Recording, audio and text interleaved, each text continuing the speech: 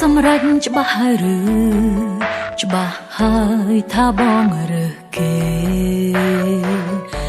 សម្រេចថាបាញ់ចប់ស្នេហ៍ចាប់ពីពេលនេះលែងស្គាល់គ្នាសំតាមបំណងបងតែមិនសំបំណងអូនស្នេហាយើងរលាយសាបសូន្យតើហេតុអ្វីក៏យើងមានថ្ងៃនេះមានក្តីសុខខ្លាំងណាស់ហើយមែនទេក្បែរគេមនុស្សដែលបងស្នេហាទឹកភ្នែកនេះខ្ញុំមិនបានប្រាថ្នាហេតុអ្វីត្រូវបា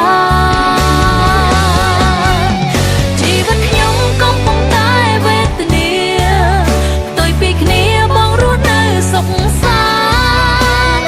ជូនបងពេលមិនយូរប៉ុន្មានសូមអើយបែកគ្នា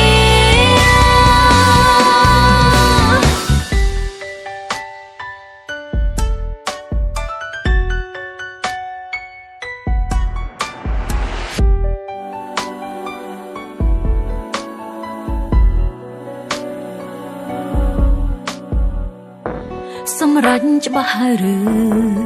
ច្បាស់ហើយថាបងរើសគេសម្រេចថាបាញ់ចប់ស្នេហ៍ចាប់ពីពេលនេះលែងស្គាល់គ្នា